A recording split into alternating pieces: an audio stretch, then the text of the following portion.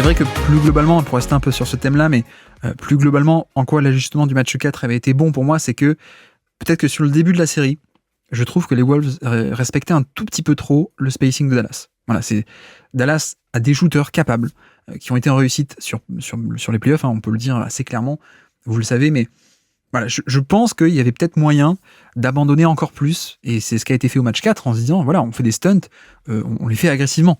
Et d'ailleurs, on a vu qu'ils n'ont pas été tant que ça punis.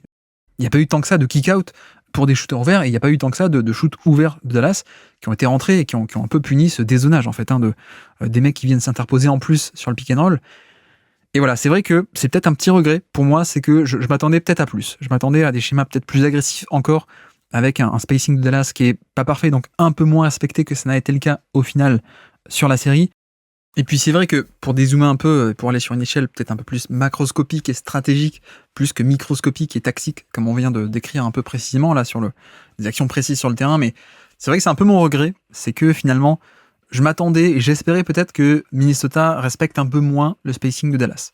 Parce qu'en effet, Dallas a des shooters corrects et capables, qui d'ailleurs ont été un peu en feu sur ces playoffs, et même là encore, ils ont mis pas mal de tirs sur cette série, quoique, peut-être moins que contre OKC, mais bref, je m'attendais un peu plus à ça en fait. Parce que c'est vrai que d'un point de vue philosophique, on l'a expliqué, mais Doncic, c'est pas un porteur de balle classique dans le sens où il n'y a pas ce côté vivacité, création de décalage, création de petits espaces que je vais ensuite exploiter. Enfin si, il peut le faire, mais même s'il n'y est pas là, cet espace, c'est pas grave pour lui. Il peut quand même te rentrer dedans, affronter un peu frontalement. Il y a un peu cette notion de duel physique. Pour ça d'ailleurs que Lou Dort était à ce point un bon match-up défensif, enfin pour OKC, mais contre anti-Doncic. Voilà, il y a un peu ce style de jeu, un peu très frontal, un peu très, très gros. Dallas est gros en défense, très, très grand, très imposant, très long en défense. Mais ils sont aussi un peu gros, un peu rentre dedans aussi en attaque en fait, grâce à Doncic et grâce à cette qualité-là. Donc c'est vrai que il y avait un peu ça. Et je trouve que peut-être que finalement, quand enfin au match 4, on a vu des stunts très agressifs pour abandonner des shooters, déjà premièrement, on a vu que Dallas n'a pas tant que ça puni. Il n'y a pas eu tant que ça de tirs ouverts qui ont été pris ou rentrés par rapport à avant, premièrement. Et deuxièmement, c'est vrai que je m'attendais un peu plus à ce que Minnesota arrive à déplacer le point de tension et même en fait la nature du duel. C'est-à-dire, bon mais ok, on n'a pas le personnel du tout pour affronter Doncic un peu sur ce côté frontal, direct, que ce soit isolation, il peut nous rentrer dedans, il peut même aller au panier sur ses spots, quoi qu'on fasse, même s'il va avec son rythme très lent, il va sur ses spots tout de même, ou que ce soit sur pick and roll, ou il peut même face à un drop, et même face au meilleur défenseur de drop qu'on ait eu depuis 10 ans, Gobert, il peut quand même aller sur ses spots, il peut rentrer dedans, il peut aller sur son flotteur.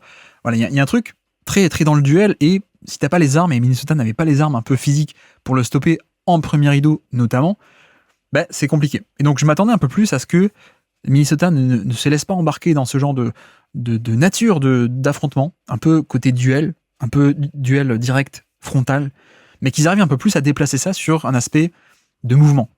Parce que eux, pour le coup, c'est une défense d'élite, la meilleure de NBA sur la défense dans l'espace, justement. Donc, certes, il y avait peut-être un côté où le passing de Doncic, oui, c'est risqué parce que tu mets trop de pression sur lui, il peut trouver le joueur ouvert et puis ça fait un tir ouvert et puis ça fait panier. Ok, on l'a vu. Et on a vu que sur pick and roll, quand le défenseur du pick and roll faisait trop de pression, il pouvait être puni. Ok. Mais déjà, pas tout le temps. Et d'ailleurs, quand il y a eu un peu des blitz, pas réguliers justement, un peu occasionnels, match 1 et 2, on a vu que derrière, il y avait des bonnes rotations. Je pense à une passe un peu loufoque, un peu dingue de Doncic par-dessus Gobert, face à un blitz, et il arrive à donner la passe à libérer pour Gafford un peu au niveau de la ligne des lancers francs, mais sauf que derrière, il y a une rotation de Anthony Edwards, qui vient faire une interception. Donc voilà, il y a un peu cet aspect-là. Et donc, deuxièmement aussi, à quel point est-ce que ça aurait pas valu le coup d'éviter cet affrontement un peu direct de duel en faisant des prises à deux, pas que sur pick and roll, mais même sur isolation ou même avec des aides agressives, et en fait, de forcer Dallas à te battre, et de forcer en fait les role-players à te battre. Ok, ça aurait créé dans le lot pas mal de tirs ouverts pour des Washington, PJ Washington, pour des Derrick Jones Jr., Josh Green, etc., mais à quel point c'est pas un peu ce que tu préfères, quoi. En fait, il faut juste, et c'est ça qui a été mal fait parfois, notamment par Towns, on l'a décrit, mais c'est que parfois le choix était mauvais. Parfois tu mettais de la pression sur le ballon, et sauf que le problème c'est pas la pression sur le ballon, c'est le fait que Towns il choisissait de rester sur le shooter à 3 points parce qu'il avait peur du 3 points et qu'il croyait que Doncic le manipule, il fait genre je vais passer à 3 points. Le problème, c'est pas tant la pression sur le ballon, c'est le fait que le cercle ne soit pas couvert. Mais je m'attendais un peu plus à ce que, pour éviter ce côté affrontement direct, il n'y ait pas plus des schémas agressifs. Des schémas agressifs sur le ballon, sur le pick and roll, sur de l'isolation où on apporte des aides, sur donc des stunts aussi off-ball, comme on a dit, ou surcharger le terrain depuis le mec dans le corner côté faible qui vient se mettre dans la raquette en plus. Voilà, ce genre de schéma qui aurait permis, et qui ont d'ailleurs permis match 4, qui ont permis de faire lâcher la balle en fait à Doncic et Irving, et que ce soit les autres qui te battent. Il y a des actions comme ça, match 4, donc le match des fameux stunts, où Irving lâche la balle et donc ça atterrit dans les mains de Dante Exum qui sort de nulle part et est obligé de faire un drive contre Mike Conley. Ok, il le met, mais en fait t'es content, t'es largement content. Il y a d'autres actions comme ça aussi où, oui, quand tu mets beaucoup de pression sur le ballon, mais aussi que derrière tu compenses et que tu aides au panier, et que t'es déjà très tôt dans l'action, en rotation, en pré-rotation, et que t'empêches une passe facile à l'intérieur, ça ressort à 3 points, et puis t'es content de concéder ça. Hein. Le fameux match 4, il y a une énorme quantité des tirs de Dallas qui sont pris à 3 points, mais comme dit, c'est pas de l'idéologie, hein, c'est pas du 3 points pour le 3 points.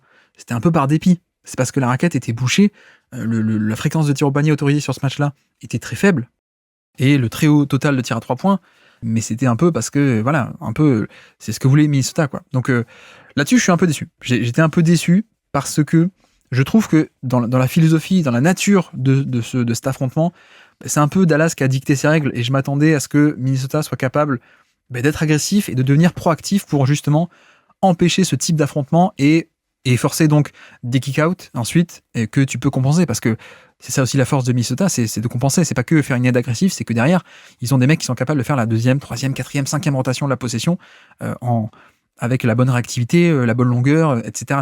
quoi. Ils sont élites là-dessus, sur la défense off-ball. Donc, voilà. Assez déçu que Minnesota n'ait pas réussi à faire basculer la série vers ça. Parce que ils auraient été capables, et en plus, ça aurait permis de tester un peu les autres. Et au pire, si tu te fais battre parce que PJ Washington, il met 60% de ses tirs à 3 points toute la série, ok. Mais sauf que d'un point de vue probabiliste, t'as plus de chances de t'en sortir avec ça, de gagner, et qu'ils mettent pas ces tirs-là, que l'inverse, que ce soit Doncic qui puisse prendre tous ses tirs au panier, sur flotteur, etc. quoi. D'autant plus déçu que c'était peut-être la seule équipe de NBA ou une des seules à pouvoir faire ça en termes de personnel, en termes d'escouade, d'ailiers qui auraient pu faire ces schémas agressifs, compenser, mettre de la pression, etc. Peut-être que ça n'a pas été fait par crainte du passing de Doncic, mais c'est dommage. C'est dommage parce que, à mon avis, il y avait un truc à gratter un peu plus, je trouve. Autre élément aussi dans cet aspect-là, c'est vrai qu'on l'avait un peu... On se posait la question, en tout cas en preview, et en effet, on a vu que Kyle Anderson a joué beaucoup plus de minutes que sur la série d'avant, parce que, comme dit, l'importance du match-up direct avec Doncic, elle est énorme. Et surtout, tu as besoin d'un match-up particulier. Et autant Jamal Murray, il s'est fait étouffer par Jaden McDaniels, mais aussi Nickel Alexander-Walker, qui est petit, qui est plus petit, mais surtout excellent navigateur d'écran, étouffant, etc. Autant là, ça pouvait pas passer, en fait. Et d'ailleurs, on a eu très très peu de possessions où Alexander Walker était sur Doncic. Donc on a été un peu obligé de ressortir de sa boîte Kyle Anderson un peu plus que d'habitude, parce que Kyle Anderson, il a pas une vitesse latérale, une vitesse de pied qui est énorme, mais par contre, il est grand, il est très très long, il est costaud, donc c'était un meilleur match-up. Et donc c'est comme ça que, plutôt que d'avoir un Nickel Alexander Walker qui de suite se faisait attaquer un peu directement, frontalement par Doncic, qui soit l'amenait au panier, soit faisait pull-up à 3 points par-dessus, on a eu beaucoup plus une rotation avec Anthony Edwards, qui est assez costaud, même si pas assez, mais qui est assez costaud. McDaniels aussi, en début de série. Et puis donc Anderson, beaucoup plus la série avancée, beaucoup de Kyle Anderson pour sa présence défensive, mais forcément, ça a une autre conséquence, et on y reviendra tout à l'heure, c'est que quand t'as Kyle Anderson, ça fait un non-shooter en plus sur le terrain. Et c'était un peu la crainte qu'on avait. Bon, bref, on en parlera tout à l'heure. Mais voilà, Kyle Anderson qui a été aussi mis beaucoup sur le terrain pour ça, pour ce côté match-up direct, parce que tu as besoin d'avoir de la taille face à Doncic. C'est pas un meneur comme les autres, donc très important. Et puis oui, je l'ai pas dit, mais pas mal d'isolation aussi de Doncic, si je crois que j'ai déjà dit, mais pas que pick and roll, je veux dire. Il y avait pas mal de fois où il pouvait attaquer sur isolation et aller au panier sans écran, donc ça c'était forcément bien. Merci d'avoir écouté cet extrait. S'il vous a plu, l'émission complète est disponible en description, et on se donne rendez-vous sur le feed principal du Basket Lab pour l'intégralité des podcasts. À bientôt.